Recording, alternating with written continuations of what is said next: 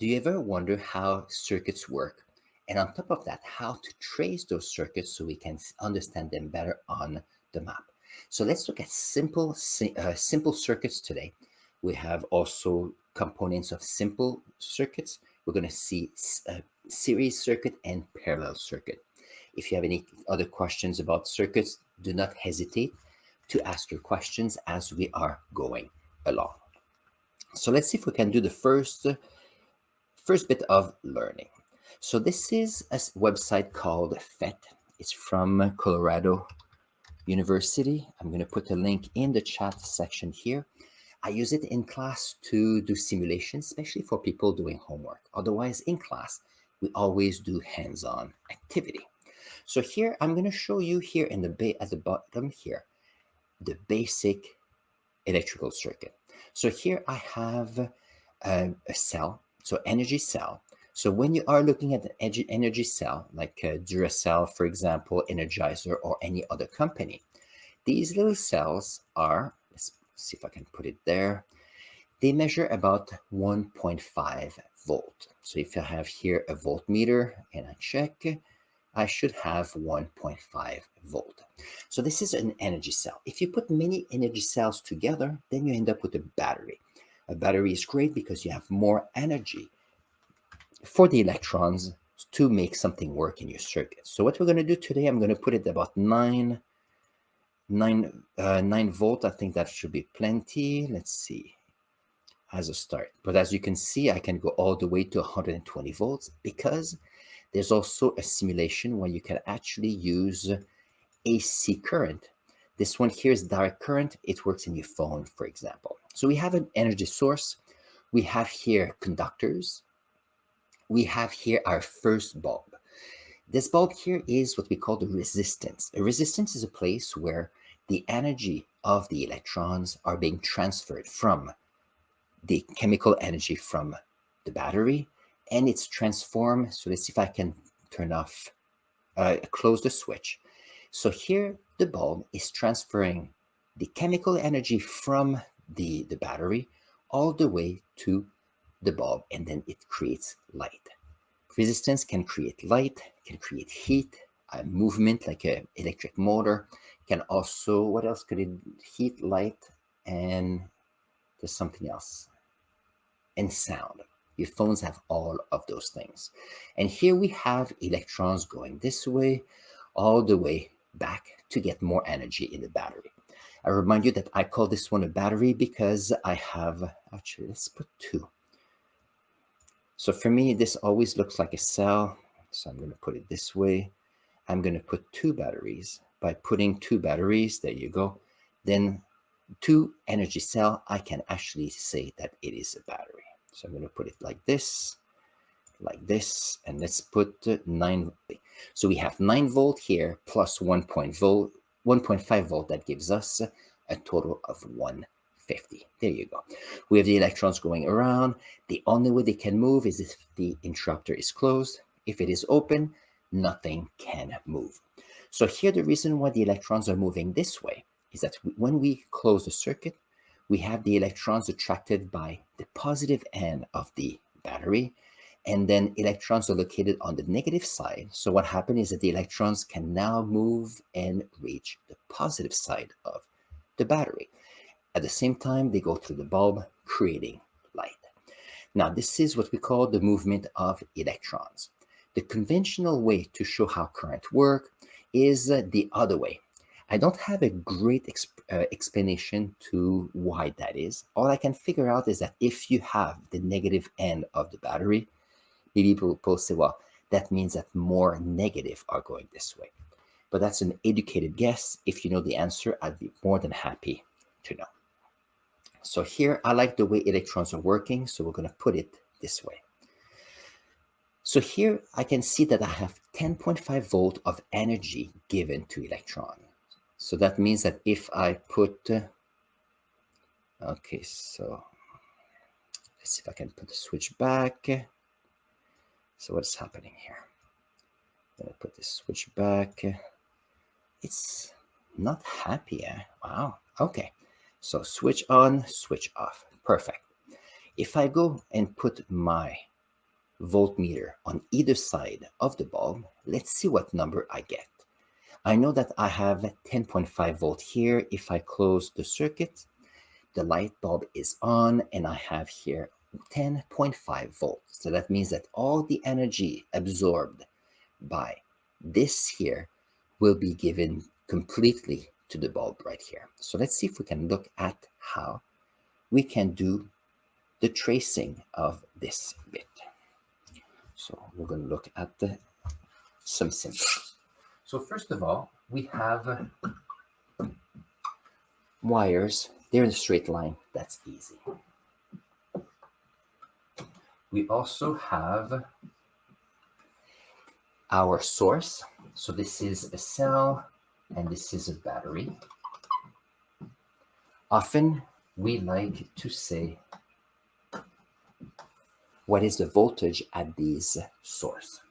Another piece that is interesting is we need a switch. So this is a closed switch and this is an open switch. An open switch does not allow electrons to go through. A closed switch makes sure that the electrons are moving and therefore turning on the light. Something else that is useful, and we have the bulb. So this is a symbol for resistance. So here we have switches. This is a resistance. So resistance have several possibilities. They can be resistors where the only thing they do is to slow down the electrons. I'm going to show you a few different examples. So this is an example of a bulb. That's the one I've been using ever since I went to school. Some places in Europe, they put an X like this. Some other people, it's a line and there's a little bump where this is happening here. So there's different ways of showing how lights can be. I'm going to keep it like this. If some of you want more clarification on how these are, put the question in the comments below. I'd be more than happy to show you. So if I put back my circuit here, let's see if I can do the drawing of that simple circuit. So first of all, let's see, we have to here, from here to here. Perfect. So I have here 10.5 volt for my two cells here. I have a switch. And what happened here, I have my bulb. That is like this. Because I have 10.5 volt in this battery, 10.5 volt will be going through this bulb. Interestingly enough, we also can measure how many electrons are going through that place, through the circuits at one place. So here I have my ammeter, and if I put it here, I notice that I have 1.05 amps. If I go all along, at the bulb I have 1.05, here I have 1.05, and at the battery as well. And the reason is that there's only one way for the electrons to move, and that's why I have the same number all the time. So here, if I put here my ammeter like this, I would have 1.05 amps. So that's very good. Perfect. So now let's see what happens. So this is what we call a circuit, a simple circuit with one bulb. So I'm going to add something here at the top. I'm going to open my switch. I'm going to plug this one.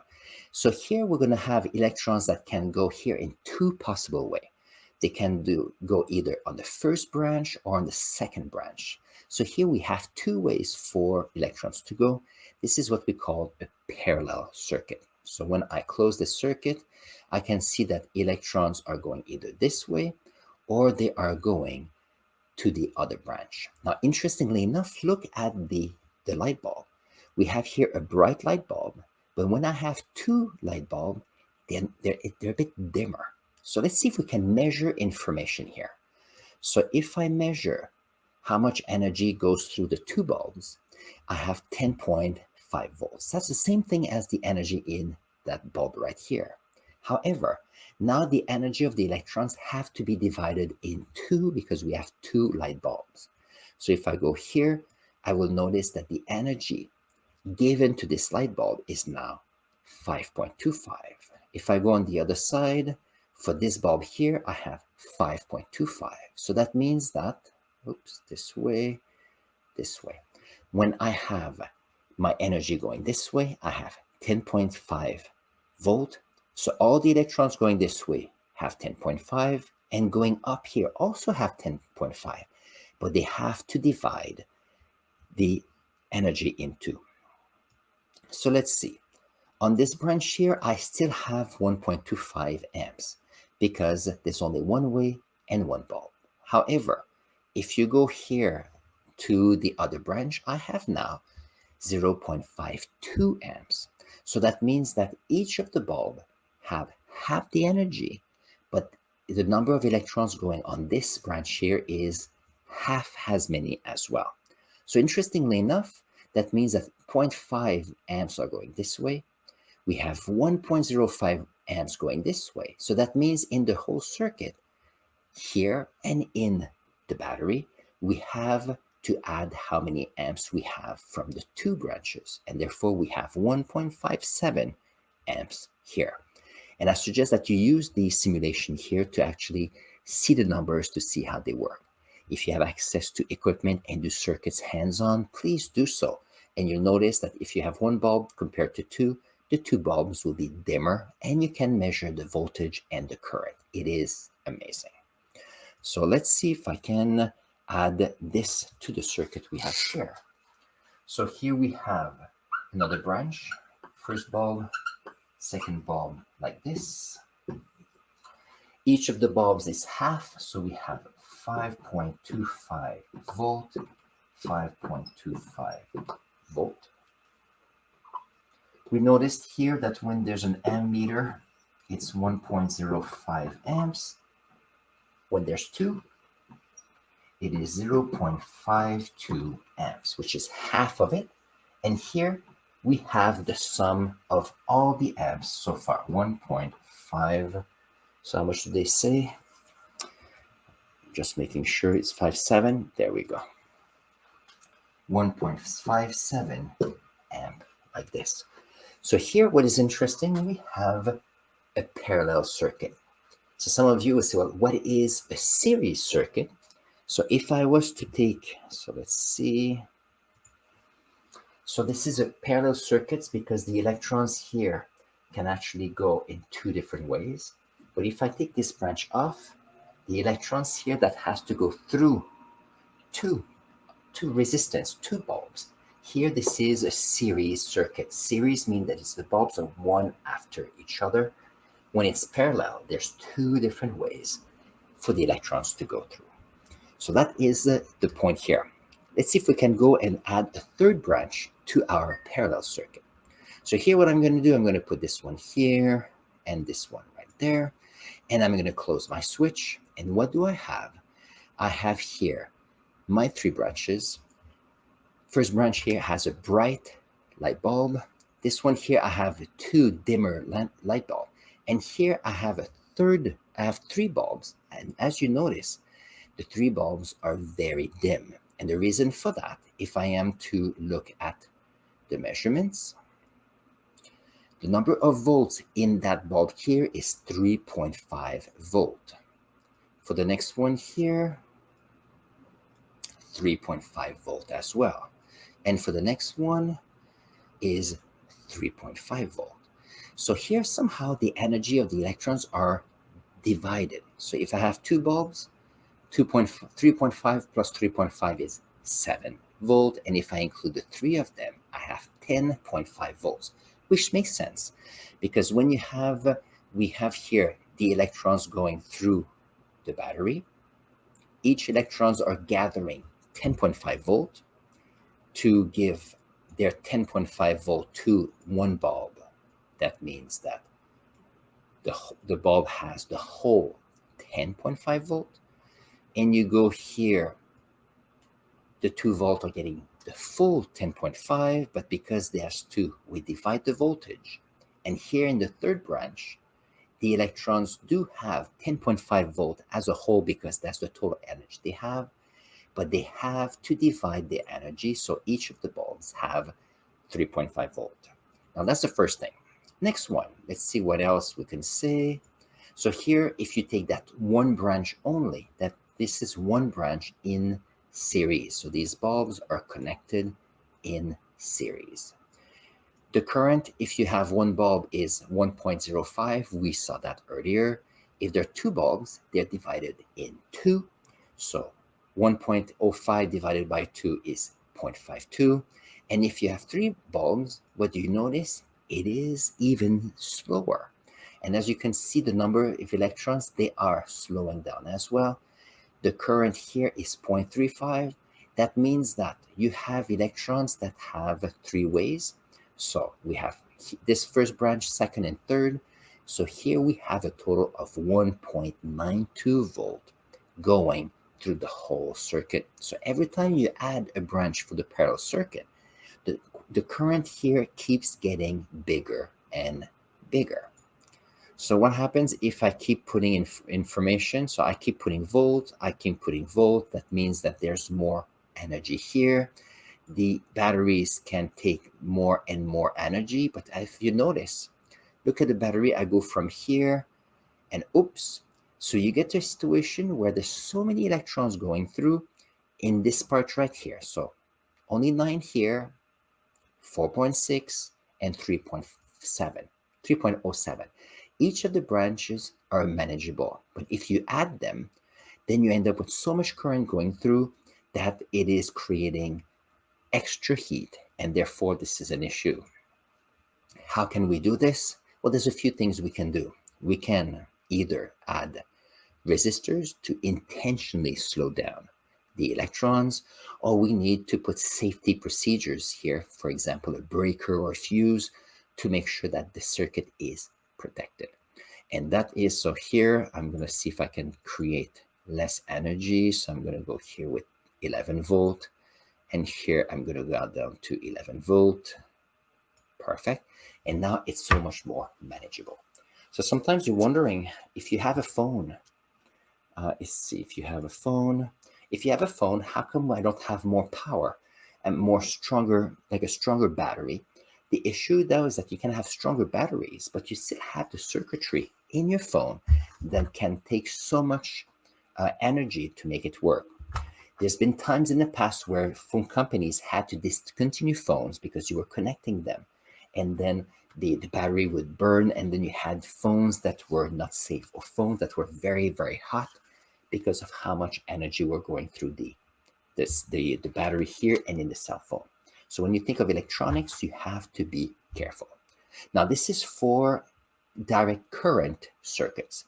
Now, in a house, for example, we have alternative currents or AC current. The voltage is at 120 or 240 volts in a house. We have much bigger wires. We have much bigger appliances. And if you go into the industry with the electric motors in a manufacturer, then again, what happens is you need safety features to protect your circuits, to protect your workers, to make sure that everything works out. So that is the key portion of what I wanted to do today. And let's see my circuit. And I think that's very good. So that's an excellent review on how we can work with parallel circuits with series circuit segments in them. I use the voltmeter, the ammeter to measure the current. I think that's an excellent review. If it happens you've enjoyed this video, don't hesitate to subscribe to our channel. I bring new videos about science all the time. If you have any questions, you put them in the comments below. I'm going to answer them once I see them, and I use your questions to make new videos on my channel. And in the meantime, I'm going to lead you here to another video where we're going to learn about another topic related to science, and I can't wait to see you there.